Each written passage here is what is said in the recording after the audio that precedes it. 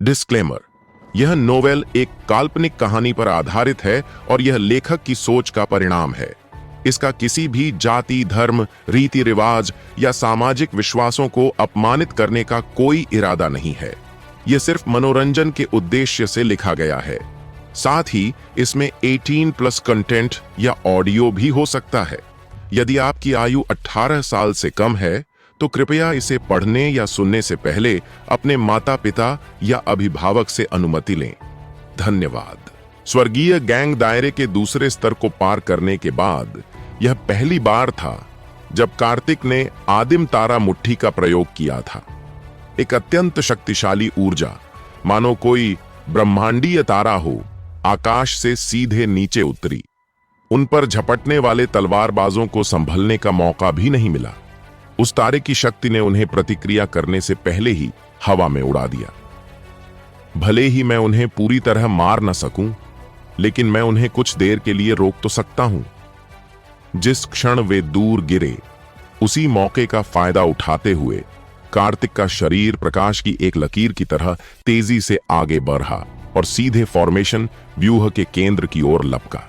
उसके चारों ओर दबाव लगातार बढ़ता जा रहा था। कार्तिक को ऐसा महसूस हो रहा था मानो उसका शरीर एक ही जगह पर जकड़ गया हो और उसके कदम धीरे धीरे लड़खड़ाने लगे। यह अच्छा संकेत नहीं है। मेरी साधना का स्तर अभी बहुत कम है। यह 10वां स्तर बाहर से जितना दिखता है उससे कहीं अधिक जटिल है। ईविल ब्लेड, बाहर आओ। उसकी शारीरिक गति बहुत धीमी हो गई थी, इसलिए उसके पास अपनी दुष्ट तलवार ईविल ब्लेड को निकालकर हमला करने के अलावा कोई विकल्प नहीं था। बूम! जैसे ही वह दुष्ट तलवार गिरी, पूरी जमीन कांप उठी और ठीक 3 मिनट का समय बीत गया। उस संरचना के केंद्र में एक गहरा गड्ढा बन गया था, जिसे उस दुष्ट तलवार ने सीधे चकनाचूर कर दिया था। बस एक पल की देरी होती तो स्थानिक दबाव से कार्तिक का शरीर कुचलकर नष्ट हो जाता। चारों ओर से दबाव अब भी बढ़ रहा था, जो लगभग दिव्य क्षेत्र के स्तर के करीब पहुंच रहा था। हालांकि उसका शरीर मजबूत है, फिर भी वह अभी दिव्य घटना क्षेत्र तक पहुंचने से बहुत दूर है। लेकिन तभी उसके आसपास का दबाव धीरे धीरे कम होने लगा, जो यह संकेत था कि संरचना में दरारें आ गई थीं। 3 सांसें बीतने के बाद आसपास का वातावरण बदल गया।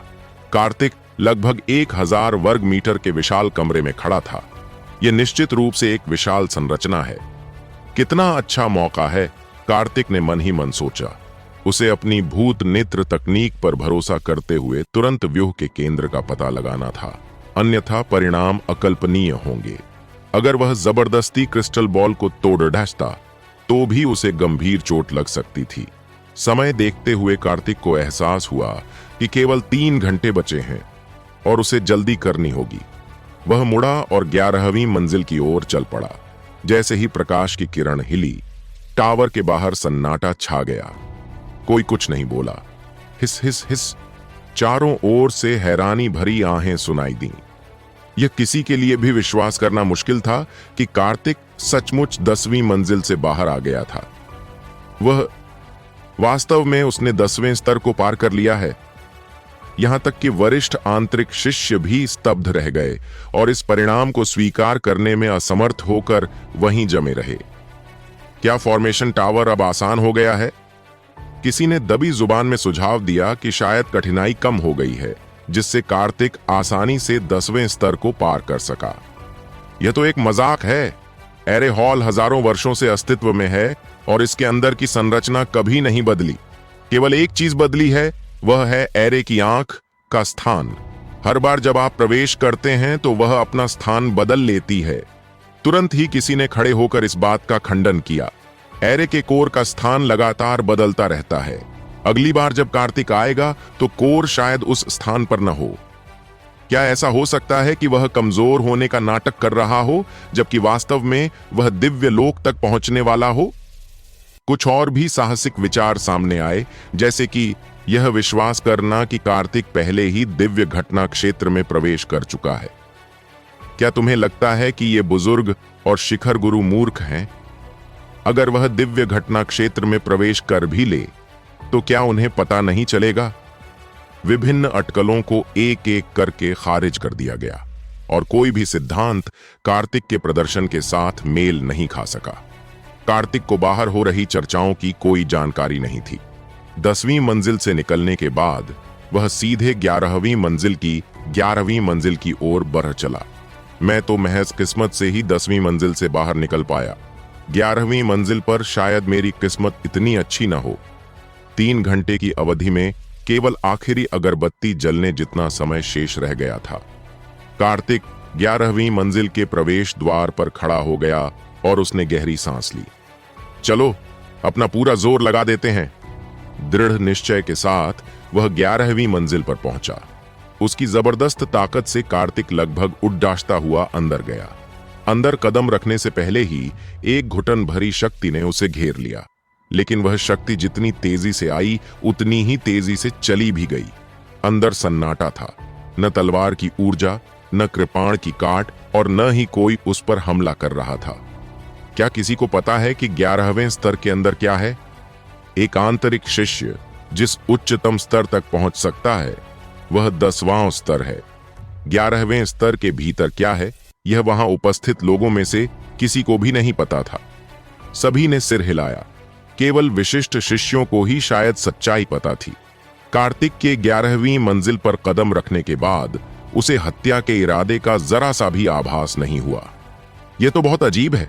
क्या यहां कोई खतरा नहीं है? 10वीं मंजिल पर लगभग अपनी जान गंवाने के बाद 11वीं मंजिल खतरे से मुक्त कैसे हो सकती थी? चारों ओर घोर अंधेरा था, नाम मात्र की रोशनी थी। कार्तिक ने अपनी दिव्य चेतना का आह्वान किया और दुष्ट तलवार को कसकर थामे रखा। यहां की बनावट उसने पहले कभी नहीं देखी थी। यह बहुत ही विचित्र थी। लगभग 1 दर्जन कदम चलने के बाद जमीन से एक नरम रोशनी निकली, जिसने कार्तिक की दृष्टि में बाधा डाले बिना पूरे स्थान को काफी उज्जवल कर दिया। कार्तिक की निगाहें कमरे में चारों ओर घूमी और वह स्तब्ध होकर वहीं खड़ा रह गया। यह कोई खास तरह की खतरनाक जगह नहीं थी। यह तो बस एक छोटा सा पत्थर का घर था। कमरे के बीचों बीच एक शतरंज का बोर्ड रखा था, जिस पर अभी भी एक अधूरा खेल चल रहा था। इससे भी अजीब बात यह थी कि वह घर पूरी तरह से बंद था। उसमें कोई खिड़की या दरवाजा नहीं था, जिसका मतलब था कि कार्तिक यहां फंस गया है और बाहर नहीं निकल सकता। वह इस जगह से तभी निकल सकता था जब वह अपने हाथ में मौजूद क्रिस्टल बॉल को तोड़ दे। उसने अपने वस्त्रों में हाथ डाला, लेकिन तभी उसके शरीर में एक सिहरन दौड़ गई। भविष्यवाणी करने वाला यंत्र कहां चला गया? कार्तिक अवाक रह गया। उसने अपनी छाती में जो क्रिस्टल बॉल रखी थी वह गायब हो गई थी। और तभी इससे भी अजीब दृश्य सामने आया। कार्तिक ने अपने बाएं हाथ पर नजर डाली और पाया कि उसकी अनामिका उंगली पर मौजूद भंडारण अंगूठी भी गायब थी। उसके शरीर पर कपड़ों के अलावा और कुछ भी नहीं था। ईविल ब्लेड, उसकी गोलियों और स्पिरिट स्टोन के साथ सब कुछ गायब हो चुका था। कार्तिक के मन में एक बुरा विचार पनपने लगा। क्या इसका मतलब यह है कि मैं इस व्यूह को तोड़े बिना बाहर नहीं निकल सकता? अगर ऐसा है तो क्या यहां आने वाले शिष्य जीवन भर के लिए यहीं फंस नहीं जाएंगे? ये बात समझ में नहीं आती। जब हम यहां हैं ही तो इसका सामना करते हैं। अपने दिमाग से सभी तरह के भटकावों को दूर कर उसने शतरंज की बिसात पर ध्यान केंद्रित किया। काले और सफेद पक्षों को इस प्रकार दर्शाया गया था कि काला पक्ष मेजबान है और सफेद पक्ष अतिथि है, और कार्तिक सफेद पक्ष की ओर बैठा था। खेल से पता चल रहा था कि सफेद मोहरे संकट में हैं, जबकि काले मोहरों का भारी दबाव है और वे किसी भी समय सभी सफेद मोहरों को निगल सकते हैं। शतरंज का खेल एक युद्ध क्षेत्र की तरह है, रणनीतियों की एक प्रतियोगिता। सैन्य अभियानों की तरह ही यहां भी शंकु आकार की संरचनाएं और आक्रमण व्यूह जैसे दांव पेच थे। बाहर राशिद ने चिंता जताई। एक बार 11वें स्तर में प्रवेश करने के बाद वह हार स्वीकार किए बिना बाहर नहीं निकल सकता। कार्तिक के व्यक्तित्व को देखते हुए उसके हार स्वीकार करने की संभावना बहुत कम है। बाह्य संप्रदाय प्रतियोगिता के बाद कंजक्षा को कार्तिक के व्यक्तित्व की थोड़ी बहुत समझ हो गई थी। वह अचानक भौहें चढ़ाकर बोला, यदि ऐसा कोई विलक्षण प्रतिभावान व्यक्ति टावर में मर जाता है तो यह आजीवक संप्रदाय के लिए बहुत बड़ी क्षति होगी। एल्डर राशिद के माथे पर गहरी लकीरें उभर आईं। उन्होंने कभी कल्पना भी नहीं की थी कि कार्तिक 11वीं मंजिल तक पहुंच सकता है। जब तक आप स्वेच्छा से हार स्वीकार नहीं कर लेते, तब तक आप स्वतः ही पत्थर के घर से बाहर नहीं निकल सकते। और यदि आप हार स्वीकार नहीं करते तो केवल 2 ही परिणाम होंगे, या तो काले मोहरों को हराकर पत्थर के घर से बाहर निकलना, या खेल हारकर मर जाना और नष्ट हो जाना। यह एक घातक और बेहद शक्तिशाली रणनीति है। कंजक्शा सही था। कार्तिक ने कभी हार मानने के बारे में सोचा ही नहीं था। एक बार साधना के मार्ग पर चल पड़ने के बाद बिना किसी हिचकिचाहट के आगे बढ़ते रहना चाहिए। पीछे हटने की कोई गुंजाइश नहीं छोड़नी चाहिए। इस समय एल्डर जसिट्रा भी परेशानी में थे और बेहद चिंतित थे। सफेद मोहरों के सामने बैठे हुए वह आधे घंटे तक बिना किसी प्रगति के विचार करते रहे, जबकि काले मोहरों ने पहले ही एक घेरा बना लिया था। अगर वे खेल को हल नहीं कर पाए तो उनके पास भी कार्तिक की तरह 2 ही विकल्प थे। एल्डर जसिट्रा दुविधा में थे। वे इस तरह हार मानकर जाने को तैयार नहीं थे। खेल के इस चरण में उनके जीतने की संभावना बेहद कम थी और वह केवल 3 घंटे समाप्त होने का इंतजार कर सकते थे। 3 घंटे बाद भी उनके लिए हार स्वीकार करना बहुत देर नहीं होगी। हम बदमाश, तू अभी बहुत अनुभवहीन है। मुझसे लड़ने की कोशिश करने से तेरी मौत ही होगी। तुझे अभी भी 8वीं मंजिल पर संघर्ष करना चाहिए था, एल्डर जसिट्रा ने गुस्से से कहा। उनके दाहिने हाथ पर एक घाव था जिससे वे दर्द से कराह रहे थे। उन्हें 10वीं मंजिल पर चोट लगी थी। पहली मंजिल से 8वीं मंजिल तक पैदल जाने की अधिकतम सीमा 3 घंटे है। एल्डर जसिट्रा की गणना सही थी। जैसे ही कार्तिक बैठा, काले मोहरों के बगल में एक प्रेत प्रकट हुआ जो मानव आकृति या हाथ जैसा दिखता था। उसके पीछे अंधेरा था जिससे साफ देखना मुश्किल था। केवल शतरंज की बिसात पर टिका हुआ एक हाथ ही दिखाई दे रहा था। इस जटिल शतरंज के खेल में सफेद मोहरे नाजुक स्थिति में हैं। उन्हें कहीं भी रखा जाए वे काले मोहरों के हमले का सामना नहीं कर सकते। कार्तिक के पास सफेद शतरंज का मोहरा था, लेकिन वह चाल चलने में हिचकिचा रहा था। उसका दिमाग बिजली की गति से चल रहा था। वह अपने पिछले जीवन में शतरंज का दीवाना था, लेकिन यह पहली बार था जब उसने इस तरह के दुर्लभ और कठिन खेल का सामना किया था। मुझे याद है कि शतरंज के एक उस्ताद ने एक बार कहा था, मृत्यु के कगार से पुनर्जन्म लेना ही शतरंज का सच्चा मार्ग है। अमरलोक में एकमात्र ऐसा व्यक्ति है जिसने शतरंज के माध्यम से ज्ञान प्राप्त किया था। घोस्ट आई तकनीक के सक्रिय होते ही पूरी शतरंज की बिसात उसकी आंखों में दिखाई देने लगी, जो उसके आत्मा के सागर में प्रकट हो रही थी, जहां वह निरंतर हर चाल का अनुमान लगा रहा था। उसने दर्जनों तरीके आजमाए, लेकिन हर बार परिणाम हार ही था। फिर भी कोई जल्दी नहीं थी। 3 घंटे पूरे होने में अभी भी समय था। कोई और होता तो घबरा जाता और असमंजस में पड़ जाता, लेकिन कार्तिक शांत रहा, जबकि उसका जीवन और मृत्यु दांव पर लगी थी। क्या यह खेल यह सुझाव दे रहा है कि मैं अपनी जान जोखिम में डालने के लिए अपनी बांह ही काट लूं? कार्तिक ने मन ही मन बुदबुदाया। उसने सैकड़ों बार समाधान निकाला, लेकिन फिर भी उसे खेल को तोड़ने का कोई सीधा तरीका नहीं मिला था। अचानक कार्तिक के मन में एक साहसिक विचार आकार लेने लगा। उसने अपनी दैवीय बुद्धि का उपयोग किया और निष्कर्ष निकालना जारी रखा। समय पल पल बीतता गया। बाहर खड़े लोग अधीर हो रहे थे। कार्तिक और एल्डर जसिट्रा अभी भी 11वीं मंजिल पर थे और उनमें से किसी ने भी आगे कोई हरकत नहीं की थी। 10 मिनट शेष। तत्व के सर्वोच्च गुरु ने समय पर एक नजर डाली। केवल 10 मिनट बचे थे। वे दोनों चाहे जहां भी जाएं, चाहे जीवित रहें या मर जाएं, परिणाम तो अवश्य होगा। राशिद को कार्तिक की चिंता सता रही थी। अगर वह ऐसा करता रहा तो इसके परिणाम बुरे होंगे। उसके पास संप्रदाय के नेता से हस्तक्षेप करने और कार्तिक को अंदर से बचाने के लिए कहने के अलावा कोई चारा नहीं था। तभी कार्तिक के भीतर स्वर्गीय मार्ग की दिव्य पुस्तक खुल गई, जिसमें कमरे के अंदर मौजूद शतरंज के बोर्ड जैसा ही एक बोर्ड दिखाई दिया। शतरंज की बिसात पर 2 छोटी छोटी आकृतियां बैठी थीं, जो बिल्कुल कार्तिक जैसी दिखती थीं। यह उसकी आदिम आत्मा का विकास था। जब साधना उच्च स्तर पर पहुंच जाती है तो आदिम आत्मा का जन्म होता है। जो आत्मा सागर की गहराई में निवास करती है और दिव्य महल की रक्षा करती है। दोनों खिलाड़ियों के पास सफेद मोहरे थे और अचानक मोहरों को नीचे रख दिया गया। पलक झपकते ही शतरंज की बिसात पर स्थिति नाटकीय रूप से बदल गई। सफेद मोहरे एक एक करके गायब होते गए, जबकि काले मोहरों ने हमला करके क्षेत्र पर कब्जा कर लिया और सफेद मोहरों को पीछे हटने के लिए मजबूर होना पड़ा। एक ही पल में सफेद मोहरों को भारी नुकसान हुआ। अगर वे बच भी गए तो उनकी जान बाल बाल बची और जल्द ही काले मोहरे उन्हें पूरी तरह से निगलने वाले थे। तभी कार्तिक ने अपना दूसरा सफेद मोहरा रखा। हालात में फिर से जबरदस्त बदलाव आया। पूरा खेल एक अजीबोगरीब मोड़ से गुजरता हुआ प्रतीत हुआ। सफेद मोहरों ने बड़ी संख्या में अपने पत्थर खो दिए, लेकिन ऐसा करने से उन्हें एक बड़ा फायदा हुआ। फंसे हुए सफेद टुकड़े एक घायल बांह की तरह दिख रहे थे। दो ही रास्ते थे। पहला, इस भुजा को ठीक करो और लड़ना जारी रखो। दूसरा, इस भुजा को काट दो और आसानी से युद्ध में उतर जाओ। कार्तिक ने दूसरा विकल्प चुना, अपनी दाहिनी भुजा काट देना। अगर सफेद पत्थरों का एक समूह गलकर खत्म भी हो जाता है, लेकिन उससे खेल जीतने का रास्ता साफ हो जाता है, तो वह भी जीत है।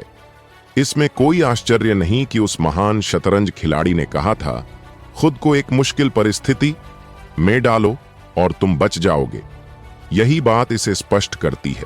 विकट परिस्थितियों में भी आशा की एक किरण हमेशा मौजूद रहती है।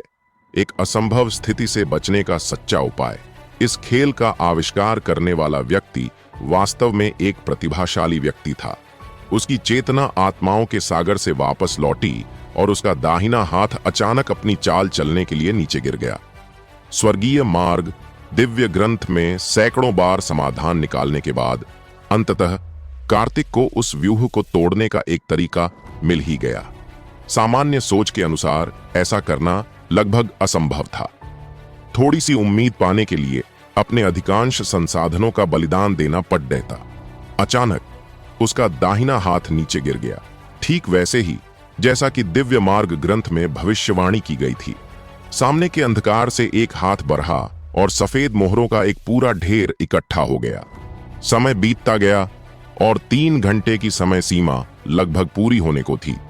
सरणी टावर के बाहर मौजूद सभी लोगों के चेहरों पर चिंता, ईर्ष्या और संदेह सहित कई भाव दिखाई दे रहे थे। कार्तिक ने 11वें स्तर में प्रवेश करके आजीवक संप्रदाय के हजारों वर्षों से चले आ रहे रिकॉर्ड को तोड़ दिया था। कुछ ईर्ष्यालु लोगों ने हाल के महीनों में कार्तिक के विभिन्न कारनामों को याद किया और पाया कि उसने वास्तव में कई रिकॉर्ड तोड़े थे। वेंग! अचानक अंतरिक्ष में हलचल हुई और एल्डर जसित्रा सरणी टावर से बाहर निकले। अंतिम क्षण में उन्होंने हार स्वीकार कर ली थी और वे 11वें स्तर को पार करने में असफल रहे थे। भले ही व्यूह निर्माण तकनीकों में वे 13वें स्तर तक पहुंचने की क्षमता रखते हों, लेकिन शतरंज उनकी सबसे बड़ी कमजोरी साबित हुई। उदास चेहरे के साथ जसित्रा भीड़ में चले गए। उन्हें सरणी टावर पर हुए बदलावों की कोई जानकारी नहीं थी। मालिक! जियान और रफी तेजी से आगे बढ़े। गुरुजी, आप घायल हैं। उनके शिष्य चिंतित दिख रहे थे। जसित्रा के दाहिने हाथ के घाव से अभी भी खून बह रहा था और वह ठीक नहीं हुआ था। मैं ठीक हूं, वो बच्चा कहां है? यह चोट इतनी गंभीर नहीं थी कि स्टार रिवर दायरे के विशेषज्ञ को खतरा हो। बाहर निकलते ही उन्होंने तुरंत कार्तिक के ठिकाने के बारे में पूछताछ की। उनके आसपास मौजूद शिष्यों में से कोई कुछ नहीं बोला। वे बस एक अजीब सी मुस्कान के साथ उन तीनों को देखते रहे। वह अभी तक बाहर नहीं आया है। जियान इसे स्वीकार करने में बहुत हिचकिचा रहा था, लेकिन फिर भी उसने हिम्मत करके यह कह ही दिया। उसकी साधना के स्तर को देखते हुए उसे अभी भी 8वें स्तर पर ही अटका होना चाहिए। जसित्रा ने इसे गंभीरता से नहीं लिया। वह खुद 2 मिनट पहले ही बाहर आए थे और उन्हें लगा कि कार्तिक उनसे आगे नहीं हो सकता। आह, देखो! इससे पहले कि जियान और रफी उन्हें कुछ समझा पाते, भीड़ में सन्नाटा छा गया और सबका ध्यान सरणी टावर की ओर आकर्षित हो गया। 12वीं मंजिल रोशन हो गई है। उसने 11वीं मंजिल तोड़ दी है। सुनहरा बिंदु 12वें स्तर के मार्ग में प्रवेश कर गया था। इस परिणाम ने एल्डर राशिद और 6 शिखर गुरुओं सहित सभी को चकित कर दिया। वह एक राक्षस है, वह एक असली राक्षस है। कंजक्षा ने अपना आपा खो दिया। जब कार्तिक ने उससे 5 स्थान मांगे थे तो उसे कुछ असहजता महसूस हुई थी, लेकिन अब उसे लग रहा था कि वह कुछ और शिष्यों को भी भेज सकता है। ऐसा प्रतिभाशाली व्यक्ति, भले ही उसकी मार्शल आर्ट प्रतिभा असाधारण न हो, लेकिन फॉर्मेशन की कला में वह अपने साथियों पर पूरी तरह से हावी था। भविष्य में वह फॉर्मेशन का महागुरु बन सकता है। एल्डर जसित्रा ने सरणी टावर को देखा। उनके कदम लड़खड़ाए और वे लगभग गिर ही पड़े। वह 12वीं मंजिल पर कब पहुंच गया? वे लगभग पागल हो गए थे। अपनी दाढ़ी को कसकर पकड़े हुए उन्हें अपनी आंखों पर विश्वास नहीं हो रहा था। जियान को बहुत बुरा लग रहा था। कार्तिक के 12वें स्तर में प्रवेश करने से पहले उसे अपने गुरु को बताने का मौका भी नहीं मिला था। समय सीमित था और 3 घंटे बीत चुके थे। इसलिए कार्तिक के पास 12वीं मंजिल के प्रवेश द्वार से अंदर गए बिना ही नीचे उतरने के अलावा कोई विकल्प नहीं था। 11वें स्तर को केवल स्वर्गीय मार्ग दिव्य ग्रंथ की बदौलत ही हल किया जा सका था, जिसमें उसे अपने लगभग सभी त्रुप के पत्तों का उपयोग करना पड़ा था। 12वीं मंजिल पर संभवतः और भी अधिक रहस्यमय और अज्ञात खतरे मौजूद थे। बिना सोचे समझे अंदर जाने का परिणाम मृत्यु हो सकता था। क्रिस्टल बॉल को तोड़ने के बजाय कार्तिक धीरे धीरे कदम बढ़ाते हुए नीचे उतरा। केवल इसी बात ने साबित कर दिया कि उसने एल्डर जसित्रा को पूरी तरह से मात दे दी है। भीड़ में वापस आने पर कार्तिक ने कोई घमंड नहीं दिखाया। उसके होठों पर हमेशा की तरह एक हल्की सी मुस्कान थी। हे एल्डर राशिद, कृपया फैसला सुनाएं। कार्तिक को अभी तक सटीक परिणाम नहीं पता थे, लेकिन उसे एल्डर राशिद पर भरोसा था। अगर वह हार भी जाता तो भी उसे कोई फर्क नहीं पड़ता, क्योंकि उसने अपनी तरफ से पूरी कोशिश की थी। तुमने मुझे वाकई प्रभावित किया है। एल्डर राशिद पास आए और कार्तिक के कंधे को जोर से ठपठपाया। उन्हें समझ नहीं आ रहा था कि उसकी तारीफ में क्या कहें। इसके बाद कार्तिक ने अपने आसपास के लोगों की निगाहों को देखा। हर कोई उसे एक अजीब से भाव से देख रहा था, मानो वह कोई एलियन हो। पीछे मुड़कर सरणी टावर को देखते हुए उसने महसूस किया कि उसका प्रकाश बिंदु 12वीं मंजिल पर दिखाई दिया था, जबकि एल्डर जसित्रा 10वीं मंजिल पर ही रह गए थे। वरिष्ठ जसित्रा, क्या आपको अपना वादा नहीं निभाना चाहिए? कार्तिक ने कोई औपचारिकता नहीं बरती। युद्ध की रणनीति और शर्त उन्हीं की थी। अब जब वह जीत चुका था तो नियमों के अनुसार जियान और रफी को घुटने टेक कर अपनी गलती स्वीकार करनी थी और जसित्रा को स्वर्गीय निर्माण खंड और शुद्ध युआन गोली देनी थी। बच्चे, अपनी किस्मत को ज्यादा मत आजमाओ। एक जूनियर से हारना पहले से ही बहुत बड़ी शर्मिंदगी थी, लेकिन कार्तिक का आक्रामक रवैया देखकर जसित्रा को बहुत गुस्सा आया। मैंने हद पार कर दी? कार्तिक के चेहरे पर एक ठंडी चमक दिखाई दी। तुम मेरे आंगन में जबरन घुस आए, मेरी रक्षा पंक्ति को नष्ट कर दिया और फिर लड़ाई शुरू कर दी, जिससे मुझे सहमत होना पड़ा। अब जब तुम हार गए हो तो कहते हो कि मैंने हद पार कर दी? क्या तुम इससे भी ज्यादा बेशर्म हो सकते हो? कार्तिक ने धार्मिक आक्रोश के साथ बात की और उसके शब्दों ने कई लोगों को प्रभावित किया। उन्होंने सहमति में सिर हिलाया। चूंकि यह एक निष्पक्ष प्रतियोगिता थी, इसलिए विजेताओं और हारने वालों का निर्धारण नियमों के अनुसार ही होना चाहिए। सिर्फ इसलिए कि कोई बुजुर्ग है, इसका मतलब यह नहीं है कि वह मनमानी करे और हारने के बाद अपने कर्ज चुकाने से मुकर जाए। तुम... कार्तिक के तर्कों के सामने जसित्रा अवाक रह गए और गुस्से से उनका चेहरा पीला पड़ गया। जियान और रफी उनके पीछे छिप गए, एक शब्द भी बोलने की हिम्मत नहीं कर पा रहे थे। उन्हें कभी उम्मीद नहीं थी कि कार्तिक का सरणी निर्माण कौशल उनके गुरु से भी बेहतर होगा। अगर उन्हें पता होता कि ऐसा होगा तो वे कभी कार्तिक से नहीं उलझते। जसित्रा, क्या तुम्हें याद है मैंने पहले क्या कहा था? चाहे कोई जीते या हारे, हम में से किसी को भी दूसरे के लिए परेशानी खड़ी करने की इजाजत नहीं है। अब चलो अपना वादा निभाओ। राशिद ने अपना सख्त रूप दिखाया और जसित्रा को जरा भी रियायत नहीं दी। यदि उन तीनों ने कार्तिक के आंगन में उसी वक्त माफी मांग ली होती तो मामला वहीं समाप्त हो जाता। लेकिन उन्होंने कार्तिक को लड़ाई के लिए मजबूर किया, जो अंततः उनकी अपनी गलती थी। शर्त तो शर्त होती है, अगर आप हार गए हैं तो आपको अपनी प्रतिष्ठा बचाने के लिए अपना वादा निभाना होगा। कई शिष्य कार्तिक के समर्थन में खड़े हो गए और कहने लगे कि नियमों के बिना कोई व्यवस्था नहीं चल सकती। भीड़ आक्रोशित थी और जसित्रा का चेहरा बेहद गंभीर हो गया।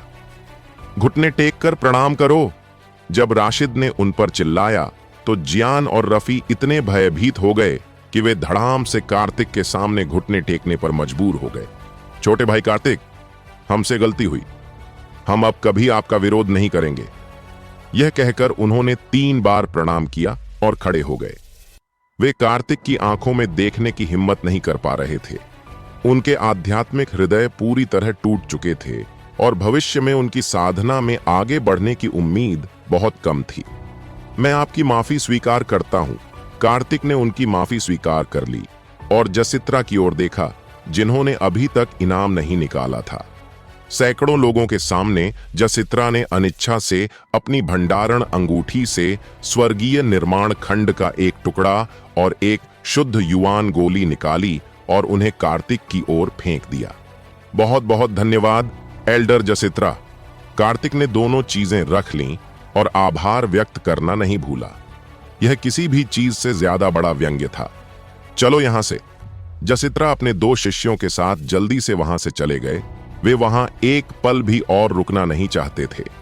उसके चारों ओर की निगाहें उनके चेहरे पर जोरदार थप्पड़ की तरह थीं, जिससे जसित्रा को बेहद शर्मिंदगी महसूस हो रही थी। लोग धीरे धीरे तितर बितर होने लगे। तमाशा समाप्त हो गया था। युवंत, तुम यहीं रुको। इसी क्षण दामोर अचानक चिल्लाया, जिससे वहां से जा रहे कई लोग अचानक रुक गए। जसित्रा के जाने का फायदा उठाते हुए युवंत चुपचाप भीड़ से निकलने की कोशिश कर रहा था, लेकिन दामोर ने उसे देख लिया था। कार्तिक के चेहरे पर संदेह का एक हल्का सा भाव आया। 3 घंटे पहले जब वे दोनों उसके आंगन में थे, तब दामोर नाम का यह युवक सबसे पहले खड़ा हुआ था और उसका समर्थन किया था। कार्तिक के मन में दामोर के प्रति अच्छी राय थी। युवंत, क्या तुम कुछ भूल गए हो? दामोर आगे बढ़ा और उसने युवंत का रास्ता रोक दिया। युवंत का चेहरा बेहद बदसूरत हो गया था। हारने का मतलब था कि उसे भी घुटने टेकने होंगे और अपनी गलती स्वीकार करनी होगी। इतने सारे लोगों के सामने घुटने टेक कर वह आंतरिक संप्रदाय में अपना मुंह कैसे दिखा पाएगा? दामोर, अपनी किस्मत को ज्यादा मत आजमाओ। ये शब्द अभी अभी जसित्रा ने कहे थे और अब युवंत लगभग उसी लहजे में इन्हें दोहरा रहा था। तुम्हें अपने दांव के परिणामों को स्वीकार करना होगा। यदि तुम हार गए हो तो तुम्हें घुटने टेक कर प्रणाम करना होगा। दामोर का लहजा बहुत कठोर था। उनकी बातचीत से कार्तिक को अंदाजा हो गया कि उनके बीच क्या शर्त लगी थी। मैं आज घुटने नहीं टेकूंगा। तुम मेरा क्या कर लोगे? युवंत ने निर्लज्जता का सहारा लिया। उनकी ताकत लगभग बराबर थी। अगर वे लड़ते भी तो इसका नतीजा केवल आपसी विनाश होता। इसके अलावा एल्डर राशिद और अन्य लोग जा चुके थे, तो अब उसे कौन रोकता? हम इसे क्यों जाने दें? क्या तुम सबने नहीं देखा कि युवंत ने छोटे भाई कार्तिक का कैसे मजाक उड़ाया था? अब जब तुम हार गए हो तो क्या तुम्हें लगता है कि तुम यूं ही बच निकलोगे? दामोर तर्क करने के मूड में नहीं था और वह युवंत को घुटने टेकने के लिए मजबूर करना चाहता था। तो क्या हुआ अगर मैंने उसका मजाक उड़ाया? वह तो बस हाल ही में आया एक नया शिष्य है। उसने एल्डर के खिलाफ केवल इसलिए जीत हासिल की क्योंकि उसके पास कोई शक्तिशाली गुप्त तकनीक थी। युवंत के चेहरे पर अवहेलना झलक रही थी। उसने शुरू से अंत तक कार्तिक को अपने बराबर नहीं समझा था। चूंकि सीनियर भाई युवंत मुझे एक नए आंतरिक शिष्य को इतना नीचा समझते हैं, तो मुझे आश्चर्य है कि क्या आप मुझे अपने श्रेष्ठ कौशल का अनुभव करने का मौका देंगे? कार्तिक का चेहरा ठंडा पड़ गया और उसने सीधे युवंत की आंखों में देखा। उसने सबका असली चेहरा देख लिया था। आंगन में वापस आकर युवंत एल्डर जसित्रा के बगल में खड़ा होकर उसे लगातार उकसा रहा था। सरणी टावर पर पहुंचने पर भी स्थिति वैसी ही बनी रही, जिससे दामोर क्रोधित हो गया था और इसी के चलते उसने शर्त लगाई थी। कार्तिक की दबंग उपस्थिति ने युवंत के अहंकार को तुरंत चुनौती दी। चूंकि ऐसा है तो चलिए देखते हैं कि असली काबिल कौन है। जूनियर भाई कार्तिक, तुम्हारी धृष्टता तो देखो। तुम महज 5 दिन से भी कम समय से आंतरिक संप्रदाय में हो और अभी से ही वरिष्ठ शिष्यों को धमकाने और डराने की कोशिश कर रहे हो। तुम हम वरिष्ठ शिष्यों का जरा भी सम्मान नहीं करते। हेवनली गैंग क्षेत्र के 6ठे स्तर का एक और शिष्य आगे आया, यह मानते हुए कि कार्तिक बहुत ज्यादा उड़ रहा है। उसके कई साथी शिष्यों ने भी उसका समर्थन किया। तुम खुद को क्या समझते हो? मैं तुम्हें गंभीरता से क्यों लूं? जब तुम सब अभी मेरा मजाक उड़ा रहे थे, क्या तुमने कभी सोचा था कि मैं 11वीं मंजिल से जिंदा नीचे आऊंगा? कार्तिक का रवैया और भी अधिक मुखर हो गया। यह अनुमान लगाना मुश्किल नहीं था कि जब वह टावर के अंदर अपनी जान की बाजी लगा रहा था तो लोगों के इस समूह ने उसका कितना उपहास किया होगा। क्या आप सबने देखा? यह लड़का बहुत घमंडी है। अगर हम आज इसे सबक नहीं सिखाएंगे तो हम वरिष्ठ शिष्यों की इज्जत मिट जाएगी। युवंत आगे बढ़ा और भड़काऊ लहजे में सभी से एकजुट होने का आग्रह किया। वह जानता था कि वह अकेला कार्तिक का सामना नहीं कर सकता। केवल भीड़ को उकसाकर ही वह कार्तिक को दबा सकता था। युवंत बेहद धूर्त और क्रूर था। उसके भड़काऊ शब्दों ने भीड़ के गुस्से को भड़काने की कोशिश की ताकि वे एकजुट होकर कार्तिक से निपट सकें। लेकिन यहां कोई भी मूर्ख नहीं था। उसके कुछ शब्दों से लोग आसानी से प्रभावित होने वाले नहीं थे। कार्तिक को नापसंद करना एक बात थी और उसका सीधा विरोध करना दूसरी बात। इन दोनों को आपस में मिलाना समझदारी नहीं थी। युवंत, तुम बेहद नीच हो। तुम हार गए और अब अपना कर्ज चुकाने से मुकर रहे हो और ऊपर से सबकी मदद पाने की कोशिश कर रहे हो। तुम हद से ज्यादा बेशर्म हो, दामोर ने क्रोध में दहाड़ते हुए कहा। उसे उम्मीद थी कि उसके आसपास के लोग युवंत की बातों में आकर उसका मोहरा नहीं बनेंगे। जो शिष्य पास आने ही वाले थे वे दामोर की बात सुनकर पीछे हट गए। दामोर सही था। यह उन तीनों के बीच का निजी झगड़ा था। इसमें उन्हें दखल देने की क्या जरूरत थी? वे दूर खड़े होकर तमाशा देख सकते थे। युद्ध क्षेत्र के मध्य भाग का एक बड़ा हिस्सा खाली हो गया, जिसके केंद्र में केवल वे तीनों ही खड़े रह गए। युवंत के समर्थन में कोई भी आगे नहीं आया। क्या तुम्हें पता भी है कि शर्त हारने के परिणामों को स्वीकार करने का क्या मतलब होता है? कार्तिक ने युवंत से बेहद ठंडे स्वर में पूछा। कार्तिक शुरू में इस लड़ाई को तूल नहीं देना चाहता था, लेकिन युवंत ने बार बार उसे निशाना बनाया था और दामोर ने उसका साथ दिया था। अगर मैंने इसे सही तरीके से दंडित नहीं किया तो यह बार बार मेरे सामने आता रहेगा। कार्तिक, क्या तुम्हें लगता है कि तुम अपनी थोड़ी सी ताकत के बल पर जो चाहो वो कर सकते हो? मैं तुम्हें बता दूं, अगर तुमने आज मुझे छूने की हिम्मत भी की तो यकीन मानो मैं यह सुनिश्चित कर दूंगा कि तुम आंतरिक संप्रदाय में टिक नहीं पाओगे। युवंत की आंखों में एक क्रूर चमक कौंध गई। उसके लिए अपनी हार स्वीकार करना असंभव था। मैदान पर स्थिति गतिरोध में फंस गई थी। युवंत का उग्र रूप किसी ऐसे जानवर जैसा लग रहा था जो अपने शिकार को निगलने के लिए तैयार हो। ओह, मुझे अब याद आया। युवंत का बड़ा भाई उच्च कोटि के स्वर्गीय गैंग क्षेत्र का साधक है और वह अत्यंत शक्तिशाली है। शायद इसीलिए इसका इतना अहंकारी होना स्वाभाविक है। दाईं ओर बैठे कुछ शिष्य आपस में फुसफुसा रहे थे, लेकिन उनकी आवाजें इतनी तेज थीं कि सभी लोग उन्हें सुन सकें। मुझे यह बहुत पहले से पता था। युवंत तो बस एक मामूली स्वर्गीय गैंग स्तर 3 का साधक है। वह अपने बड़े भाई की वजह से ही इतना दुस्साहस करने की हिम्मत करता है। यहां तक कि कई वरिष्ठ शिष्यों को भी उसे सम्मान देना पड़ता है। आसपास की बातचीत की आवाजें तेज होती गईं। लोगों की बातें सुनकर युवंत के चेहरे पर एक घमंडी मुस्कान आ गई। उसने अपना सिर ऊंचा किया और तिरस्कार भरी निगाहों से कार्तिक को देखा। छोटे भाई कार्तिक, चलो इसे जाने देते हैं। हमें इस तरह के व्यक्ति के स्तर तक गिरने की कोई आवश्यकता नहीं है। दामोर ने अचानक अपना रवैया बदल लिया। उसने कार्तिक का हाथ पकड़ा और वहां से जाने का इशारा किया। युवंत के बेशर्म व्यवहार ने उसकी प्रतिष्ठा को पहले ही धूमिल कर दिया था। कार्तिक ने सिर हिलाया। दामोर इस मामले को आगे नहीं बढ़ाना चाहता था और सच कहूं तो युवंत से जानलेवा लड़ाई करने की कोई जरूरत भी नहीं थी। ऐसे निकम्मे इंसान से बात करना समय की बर्बादी थी।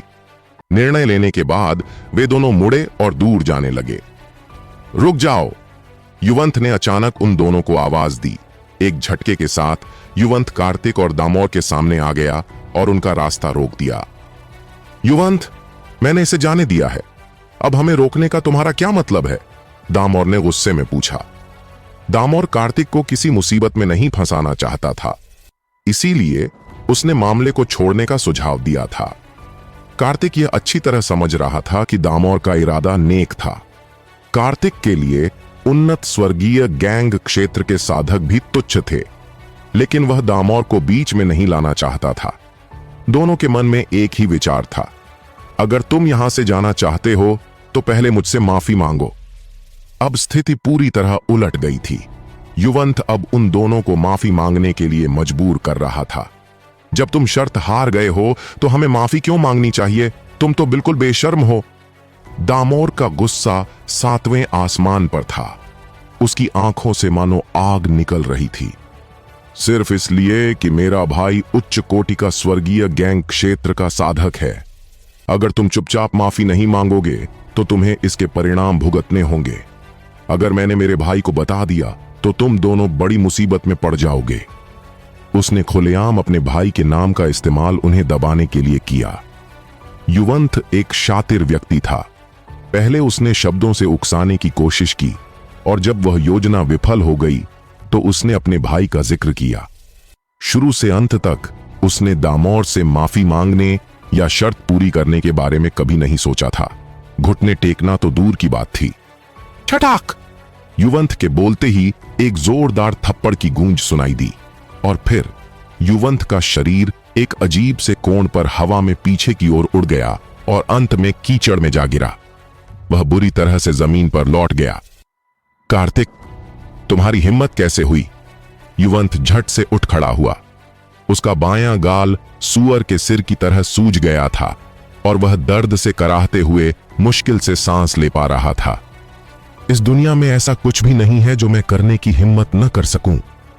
कार्तिक के शरीर से एक भयावह हत्या का इरादा फूट पड़ा और अनंत रूप से चारों ओर फैल गया। वहां जमा हुए शिष्य तुरंत डर के मारे पीछे हट गए। वे ज्यादा करीब जाने की हिम्मत नहीं कर रहे थे, कहीं वे इस आग की चपेट में न आ जाएं। क्या कार्तिक पागल हो गया है? युवंत ने अपने बड़े भाई की पहचान बता दी है, फिर भी वह हाथ उठाने की हिम्मत कर रहा है। कई शिष्य आपस में फुसफुसा रहे थे। वे कार्तिक के कार्यों से स्तब्ध थे। यह बहुत ही दुस्साहसी कदम था। हम देखते हैं कि वह कब तक उछल कूद करता है। मैंने हाल ही में बहुत सारी अफवाहें सुनी हैं कि कार्तिक के सिर की कीमत 5 लाख स्प्लिट स्टोन के बराबर है और बहुत से लोग चुपके से उसका सिर काटने की साजिश रच रहे हैं। मैंने भी यह खबर सुनी है। अगर आप उसका सिर मलिक परिवार के पास ले जाते हैं तो आपको 5 लाख स्प्लिट स्टोन मिल सकते हैं। कार्तिक का सिर वास्तव में बहुत कीमती था और आसपास तरह तरह की खतरनाक चर्चाएं हो रही थीं।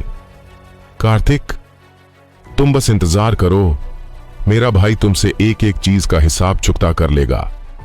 युवंत का चेहरा और भी क्रूर हो गया और उसके मुंह के कोने से खून बहने लगा।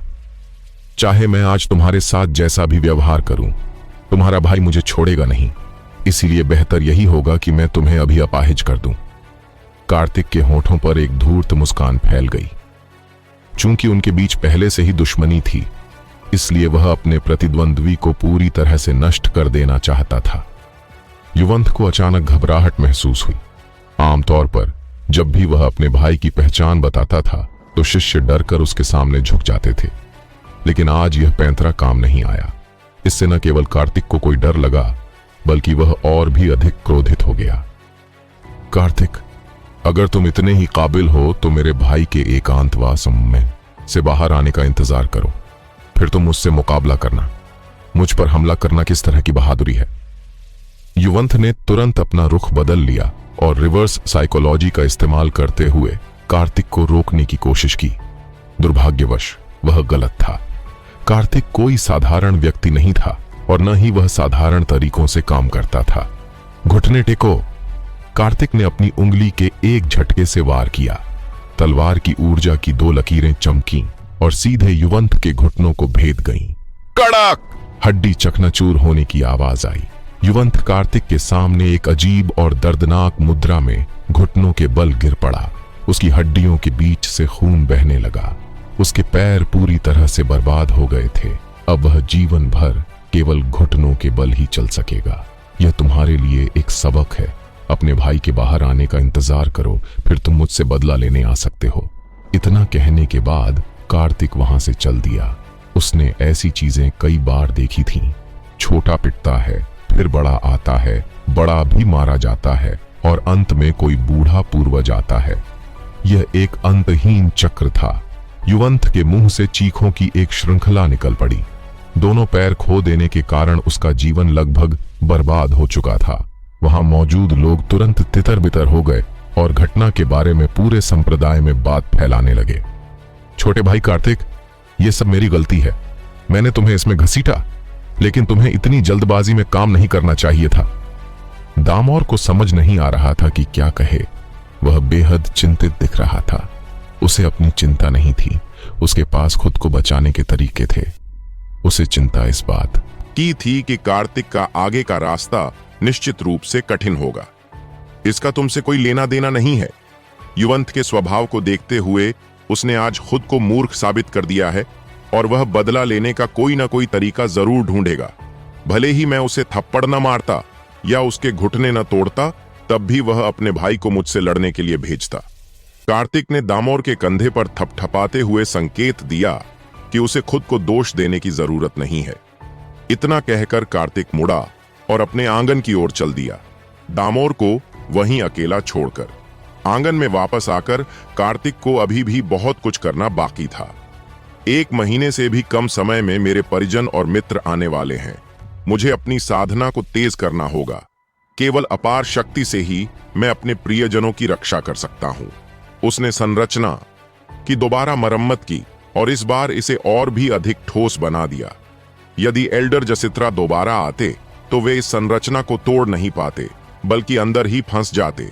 घर के अंदर आकर उसने हेवनली बिल्डिंग ब्लॉक और प्योर एसेंस पिल, शुद्ध युवान गोली निकाली। लकड़ी की शाही पट्टिका को परिष्कृत करने के लिए मुझे अभी भी कुछ सामग्रियों की कमी है।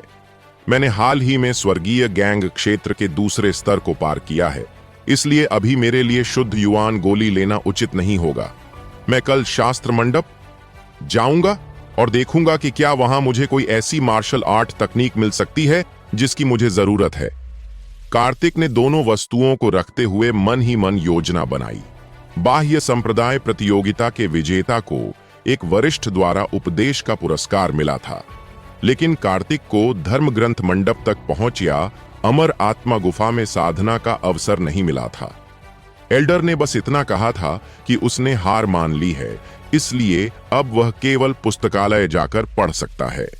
अमर आत्मा की गुफा के लिए संप्रदाय की व्यवस्था में 1 से 2 महीने का समय लग सकता था, जिसके लिए प्रतीक्षा सूची थी। अगली सुबह उजाला होते ही कार्तिक ने जल्दी से कपड़े पहने और घर से निकल पड़ा। यह पुस्तकालय मुख्य शिखर पर बना था और इसकी सुरक्षा व्यवस्था बेहद कड़ी थी, जबकि अन्य पुस्तकालयों में प्रबंधन अपेक्षाकृत ढीला होता था। कार्तिक के पास पहुंचने से पहले ही एक प्राचीन और वीरान आभा उस पर छा गई। मुख्य हॉल के ऊपर 10 मंजिला विशाल धार्मिक मंडप खड़ा था। इस क्षेत्र के चारों ओर सैकड़ों प्राचीन देवदार के पेड़ थे, जिनमें से कुछ 1000 साल से भी अधिक पुराने थे। प्रत्येक पेड़ से एक समृद्ध आध्यात्मिक ऊर्जा निकल रही थी, मानो वे लंबे समय से किसी आध्यात्मिक सार से ओतप्रोत हों। जब कार्तिक वहां से गुजरा तो चीड़ की शाखाएं अपने आप हिलने लगीं, मानो उसका अभिवादन कर रही हों। जमीन पर पड़े नीले पत्थर में हल्की सी चमक थी। इसे 10,000 से अधिक वर्षों तक पॉलिश किया गया था और यह दर्पण की तरह चिकना था, जिसमें लोगों की छवि साफ दिखाई देती थी। पत्थर की सीढ़ियों के दोनों ओर लगे फूल और पौधे भी धीरे धीरे हिल रहे थे, मानो वे एक दूसरे को बता रहे हों कि कोई आ गया है। कुछ छोटे छोटे पौराणिक जीव फूलों और पेड़ों के बीच घूम रहे थे। वे इंसानों से बिल्कुल भी नहीं डरते थे और कभी कभी उनका अभिवादन करने के लिए बाहर आ जाते थे। मुख्य शिखर के किनारे एक परीलोक जैसी सुंदर झील थी, जिसमें बड़ी संख्या में सारस रहते थे और खेल रहे थे। सबसे बड़ा सारस 3 मीटर ऊंचा था और जब वह खड़ा होता था तो किसी छोटे घर जैसा दिखता था। वह एक साथ 10 लोगों को ले जा सकता था। इन सारसों को संप्रदाय द्वारा पाला जाता था और कई बुजुर्ग इन पर सवारी करना पसंद करते थे। सारस के अलावा अन्य पौराणिक जीव भी थे जो बहुत ही शांत स्वभाव के थे और सवारी के लिए उपयुक्त थे। कार्तिक के पास अभी भी एक सवारी की कमी थी, विशेष रूप से एक उड़ने वाले पौराणिक जानवर की, जिससे उसका उड़ान भरने में लगने वाला समय बच सके। उड़ने वाले वाहन अत्यंत दुर्लभ थे। आजीवक संप्रदाय में उड़ने वाले वाहनों के मालिक लोगों की संख्या उंगलियों पर गिनी जा सकती थी। यह कल्पना करना आसान था कि उड़ने वाले वाहन कितने कीमती होते हैं। जो जानवर बहुत क्रूर और हिंसक होता है वह सवारी के लिए उपयुक्त नहीं होता, जबकि जो जानवर बहुत शांत स्वभाव का होता है वह युद्ध के लिए उपयुक्त नहीं होता। अपने स्वामी के साथ मिलकर लड़ने वाला एक शक्तिशाली वाहन युद्ध में बड़ा अंतर ला सकता है। अपने पिछले जीवन को याद करते हुए कार्तिक ने एक असली दिव्य ड्रैगन की सवारी भी की थी। 9,999 पत्थर की सीढ़ियां चढ़ने के बाद आखिरकार उसे वह शानदार पुस्तकालय दिखाई दिया। 3 विशाल सुनहरे अक्षर चमक रहे थे, लेकिन द्वार कसकर बंद था। हर कोई अंदर आने के योग्य नहीं था। सूत्र भंडार में आजीवक संप्रदाय के 10,000 वर्षों में संचित प्राचीन और गुप्त ग्रंथ संग्रहित थे। इनमें से एक भी ग्रंथ का खो जाना संप्रदाय के लिए बहुत बड़ी क्षति होगी। दरवाजा कसकर बंद था और आसपास कोई नहीं था, इसलिए कार्तिक के पास दरवाजे की कुंडी उठाकर धीरे से 3 बार खटखटाने के अलावा कोई विकल्प नहीं था। वहां कौन है? पुस्तकालय की गहराइयों से एक राजसी आवाज आई, जिसमें किसी भी प्रकार की भावना का अभाव था। और तभी एक शक्तिशाली दिव्य चेतना गहराई से निकली और उसने कार्तिक को स्कैन किया, मानो उस पर हमला कर रही हो। इस समय कार्तिक को ऐसा महसूस हुआ मानो वह पूरी तरह से नग्न खड़ा हो और उसके शरीर का हर एक राज अंदर मौजूद व्यक्ति के सामने खुल गया हो। यह शक्ति, यह अविश्वसनीय है। यह दिव्य बोध बहुत प्रबल है। कार्तिक के मन में तुरंत यही विचार आया। यह दिव्य चेतना एल्डर राशिद की चेतना से भी कहीं अधिक शक्तिशाली थी। जो व्यक्ति शास्त्र मंडप की रक्षा कर रहा था वह कोई साधारण व्यक्ति नहीं था। वह शायद एक सर्वोच्च बुजुर्ग भी हो सकता था और संभवतः सत्य गहन क्षेत्र के आधे चरण तक पहुंच चुका हो। वह दिव्य चेतना करीब 3 सांसों तक कार्तिक पर टिकी रही, मानो उसे अंदर तक टटोल रही हो, और फिर अचानक हट गई। तुम्हारे यहां आने का उद्देश्य क्या है? आवाज में किसी भी प्रकार की भावना का अभाव था, बिल्कुल रूखी और सपाट। धर्म ग्रंथ मंडप में कदम रखने वाले किसी भी व्यक्ति को इस तरह की कठोर पूछताछ से गुजरना पड़ता था, और कार्तिक भी इसका अपवाद नहीं था। जूनियर कार्तिक ने बाहरी संप्रदाय की प्रतियोगिता जीती है और आज अपना इनाम लेने आया है। कार्तिक ने झुककर सम्मान पूर्वक अपना उद्देश्य स्पष्ट किया। उच्च अधिकारियों ने पहले ही सूत्र भंडार को इस पुरस्कार के बारे में सूचित कर दिया था। उन तीनों विजेताओं को केवल निर्धारित समय पर आना था। क्या स्वर्गीय गैंग दायरे के दूसरे स्तर का साधक भी भला चैंपियनशिप जीत सकता है? उस बूढ़े व्यक्ति को कार्तिक की बात पर गहरा संदेह हुआ। पिछले वर्षों के इतिहास को देखें तो चैंपियनशिप जीतने के लिए कम से कम स्वर्गीय गैंग क्षेत्र के 5वें स्तर पर होना आवश्यक था। यह बिल्कुल सच है वरिष्ठ, इसमें कोई मिलावट नहीं है। कार्तिक का स्वर आत्मविश्वास से भरा था। जब तक कोई जीवन से ऊब न जाए तब तक कोई भी इस पुस्तकालय में आकर झूठ बोलने या विशेषज्ञ होने का ढोंग करने की हिम्मत नहीं कर सकता था। यहां पकड़े जाने का मतलब था मौके पर ही मृत्युदंड। 1 मिनट के भारी सन्नाटे के बाद पुस्तकालय के विशाल द्वार धीरे धीरे खुले, जिससे केवल इतना रास्ता बना कि एक व्यक्ति अंदर जा सके। तुम्हारे पास पढ़ने के लिए सिर्फ 3 घंटे हैं। तुम सबसे ऊपरी 3 मंजिलों को छोड़कर बाकी सभी मंजिलों पर पढ़ सकते हो, क्योंकि वहां तुम्हारा प्रवेश वर्जित है।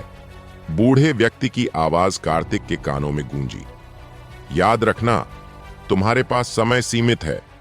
मैं तुम्हें सलाह देता हूं कि लालच मत करना, जो जरूरी हो वही पढ़ना। जैसे ही आखिरी शब्द गूंजना बंद हुए, उसके पीछे का द्वार धीरे धीरे बंद हो गया और कार्तिक ने सूत्र भंडार की दुनिया में कदम रखा। इसमें कुल 10 मंजिलें थीं, लेकिन सबसे ऊपरी 3 मंजिलें दुर्गम थीं, क्योंकि उनमें आजीवक संप्रदाय के परम रहस्य छिपे थे। कार्तिक की वर्तमान स्थिति को देखते हुए उन तक पहुंच असंभव थी। बुजुर्ग रक्षक ने कार्तिक को सलाह दी थी कि वह एक साथ बहुत कुछ करने की कोशिश न करे, लेकिन उन्होंने एक बहुत बड़ी बात को नजरअंदाज कर दिया था। कार्तिक के पास भूत नेत्र तकनीक थी। 3 घंटे का समय उसके लिए 5 या 6 हजार किताबें पढ़ने और याद करने के लिए पर्याप्त था। इस पुस्तकालय का संग्रह सामान्य पुस्तकालयों जैसा व्यापक नहीं था। यहाँ की प्रत्येक पुस्तक अत्यंत अनमोल थी। पहली मंजिल पर केवल कुछ 100 पुस्तकें ही प्रदर्शित थीं। जैसे ही उसने अंदर कदम रखा, उलटी गिनती शुरू हो गई। समय अत्यंत महत्वपूर्ण था और कार्तिक एक पल भी बर्बाद नहीं करना चाहता था। उसके मन में पिछले जीवन की अनगिनत दुर्लभ साधना तकनीकें मौजूद थीं, लेकिन इस समय उनमें से किसी का भी उपयोग नहीं किया जा सकता था। उसका वर्तमान मार्ग उसके पिछले जीवन के मार्ग से अलग हो गया था। उसकी पुरानी तकनीकें अब उसके शरीर के लिए उपयुक्त नहीं थीं। उदाहरण के लिए, उसे यिन शीत ऊर्जा को समझना था और अपनी स्वयं की मार्गवादी पद्धतियों को खोजने का प्रयास करना था। शाही शिलालेख उसकी तिल्ली में समाहित हो गया था। ये वे खजाने थे जो उसे पिछले जीवन में कभी नहीं मिले थे। उसे पंच तत्वों की शक्ति, आदिम भक्षण स्वर्ग तकनीक, स्वर्गीय मार्ग, दिव्य ग्रंथ और अन्य खजानों को चरण दर चरण समझना था। अब उसे बस अनुभव और स्वर्ग पृथ्वी के नियमों की समझ की आवश्यकता थी, जैसे कि रसायन विद्या, शस्त्र निर्माण और आध्यात्मिक मंत्रों की तकनीक। मार्शल आर्ट के लिए उसे अपना नया रास्ता खुद बनाना था। अपनी कमियों को दूर करने का एकमात्र तरीका दुनिया के अनुभवों से सीखना था, और यह स्क्रिप्चर पवेलियन निस्संदेह सबसे अच्छा शॉर्टकट था। यहां से वह आवश्यक ज्ञान प्राप्त कर सकता था। हालांकि उसकी डेडली ब्लेड तकनीक शक्तिशाली थी, लेकिन अंततः वह सिर्फ एक तलवार की तकनीक थी। उसका आदिम तारा मुक्का भी हर दुश्मन को हराने के लिए पर्याप्त नहीं था। उसे और अधिक दांव पेच सीखने और मार्शल आर्ट की नई तकनीकों का अभ्यास करने की सख्त जरूरत थी। जिस क्षण उसने पहली किताब उठाई, उसके बाद उसे रोकना असंभव हो गया। पूरी लाइब्रेरी में पन्ने पलटने की सरसराहट गूंजने लगी। पहले तो बुजुर्ग रक्षक ने ज्यादा ध्यान नहीं दिया, यह मानकर कि कार्तिक अपनी पसंद की किताब ढूंढ रहा है।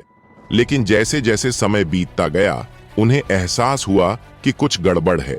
कार्तिक हर किताब पर केवल 5 सांसें लेता, उसे झट से नीचे रखता और तुरंत अगली किताब उठा लेता। 10 मिनट बीत गए।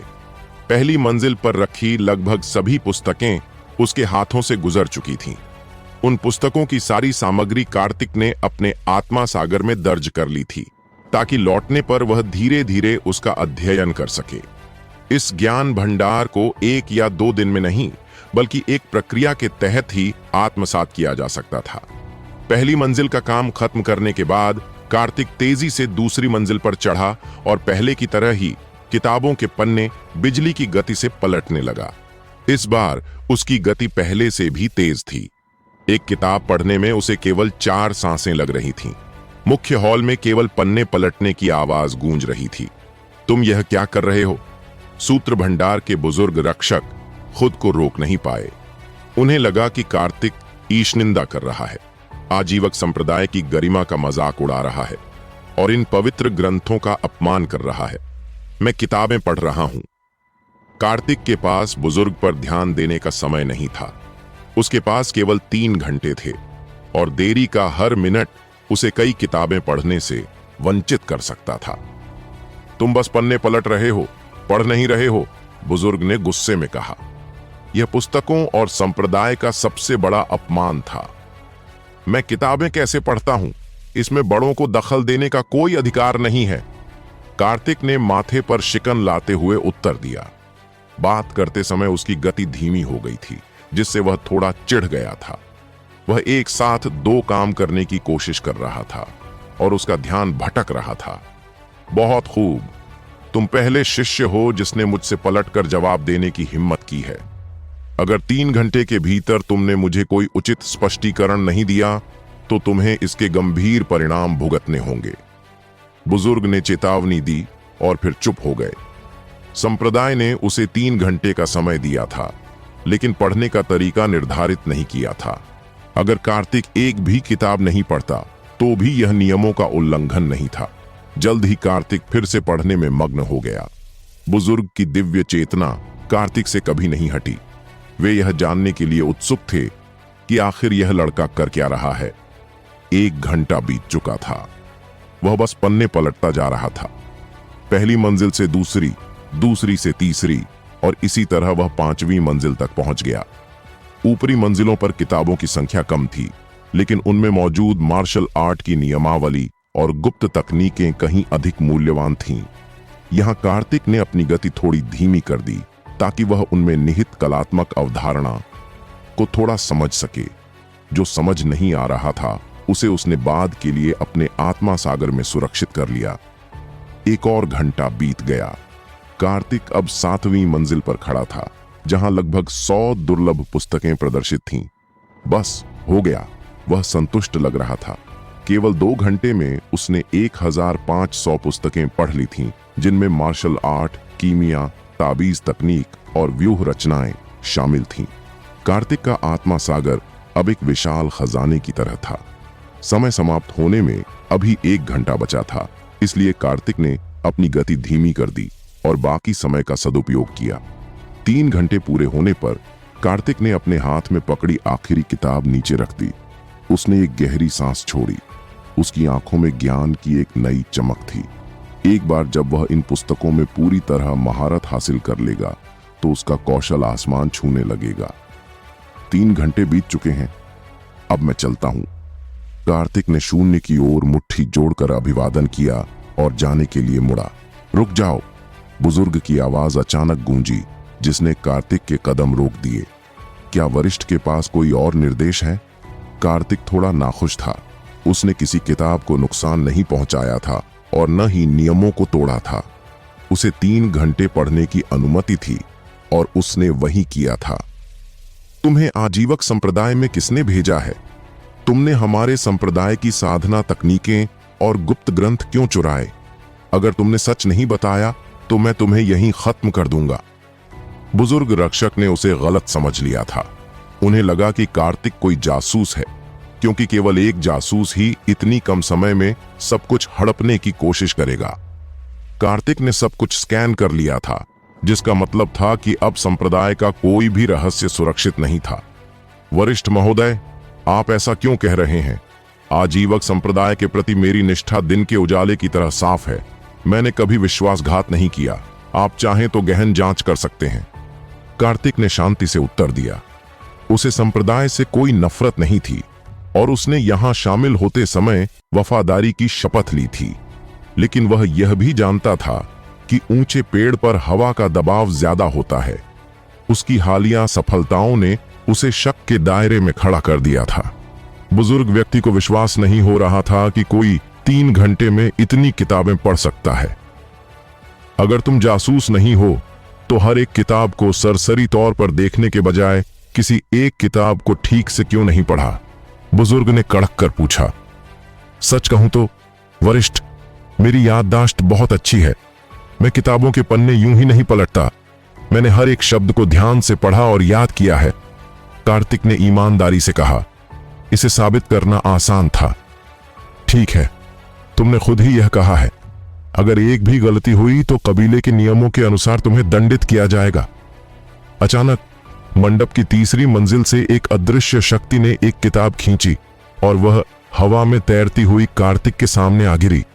यह पैरों की तकनीकों की एक किताब थी। मुझे बताओ, इस पुस्तक में क्या दर्ज है? बुजुर्ग की आवाज में भारी दबाव था, मानो गलत जवाब देने पर वे तुरंत हमला कर देंगे। इस पुस्तक का नाम फायरी क्लाउड लेग टेक्निक है। इसमें कुल 37 चालें हैं और इसकी अंतिम चाल फायरी क्लाउड अंडर हेवन सैकड़ों मील के क्षेत्र को जलाकर राख करने की शक्ति रखती है। कार्तिक ने बिना हिचकिचाए उस पुस्तक का पूरा सार और तकनीकें संक्षेप में बता दी। अजीब बात यह थी कि उस बुजुर्ग ने किताब खोलकर जांची भी नहीं। उन्होंने अपनी ऊर्जा से उस किताब को वापस शेल्फ पर रख दिया। वह यहाँ की हर किताब को जानते थे। उन्हें यह याद करने में दशकों लगे थे, लेकिन कार्तिक ने यह पल भर में कर दिखाया था, इसलिए उनका अविश्वास जायज था। उन्होंने कई प्रतिभाशाली लोगों को देखा था, लेकिन कार्तिक का दावा उनकी समझ से परे था। ज्यादातर लोग एक किताब पढ़ने के बाद पिछली को भूलने लगते हैं, लेकिन कार्तिक का दावा था कि उसने हजारों किताबें याद कर ली हैं।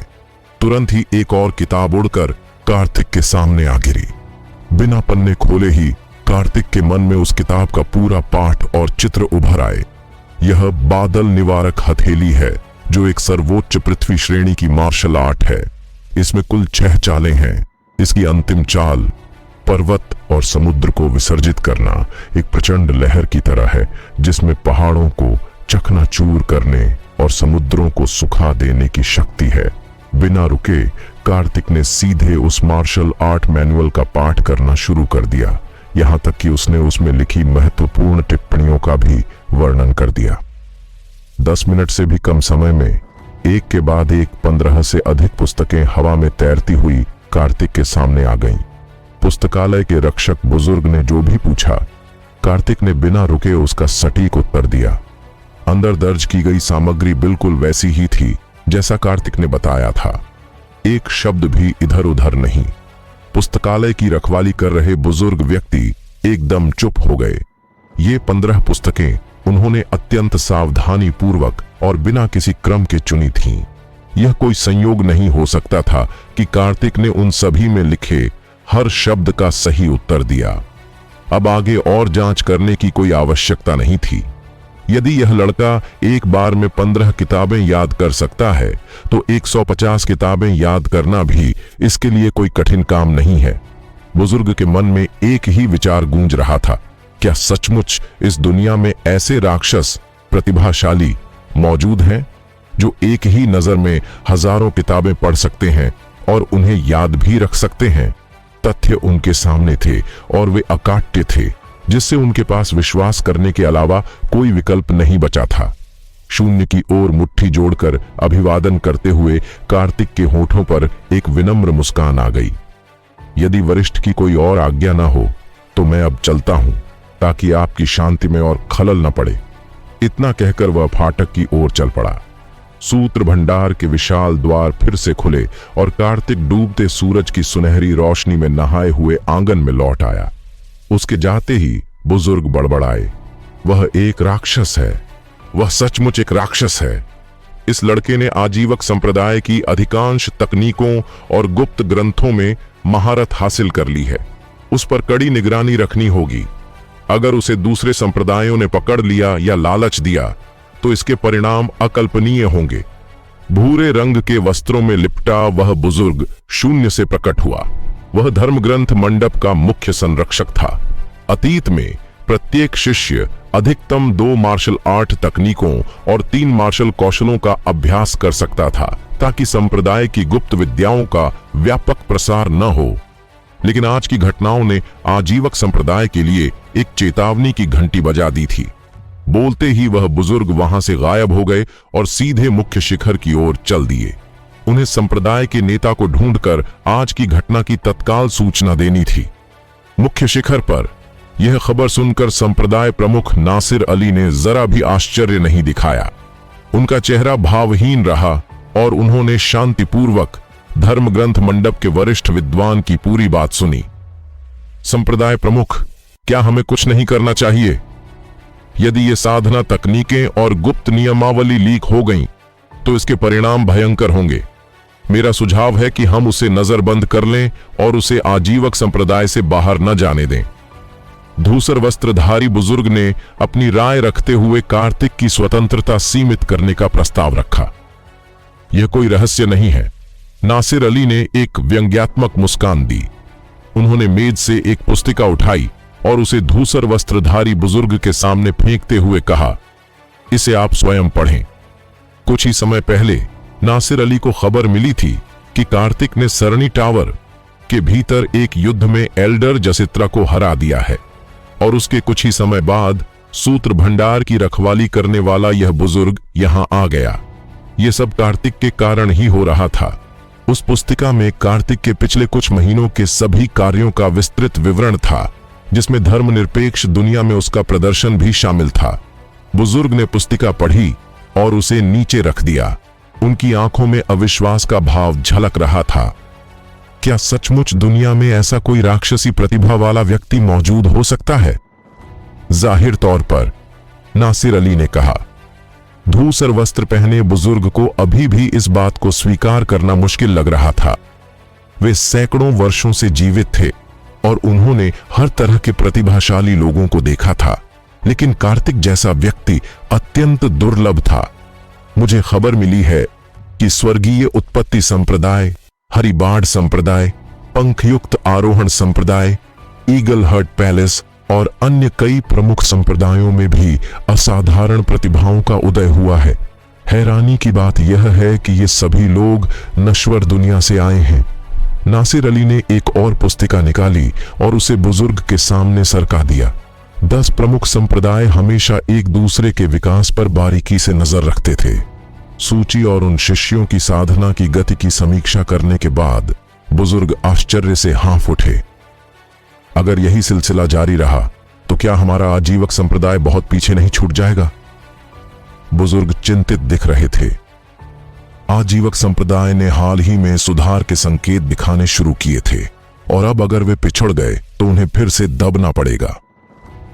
6 महीने बाद होने वाले स्वर्गीय पर्वत फोरम में सब कुछ सामने आ जाएगा, नासिर अली ने रहस्यमय मुस्कान के साथ कहा। आजीवक संप्रदाय की स्थिति 1-2 दिन में नहीं सुधरेगी, इसमें लंबा समय लगेगा। आप चाहते हैं कि यह बच्चा स्वर्गीय पर्वत मार्ग चर्चा में भाग ले, लेकिन यह तो अभी केवल गौण स्वर्गीय गैंग स्तर पर है। भले ही वह 6 महीने में तेजी से प्रगति कर ले, फिर भी क्या वह उन राक्षसी प्रतिभाओं का सामना कर पाएगा? बुजुर्ग ने संप्रदाय प्रमुख के इरादों को समझते हुए सिर हिलाया। उन्हें उम्मीद थी कि कार्तिक के आने से संप्रदाय को नई ऊर्जा मिलेगी और वह 6 महीने बाद होने वाली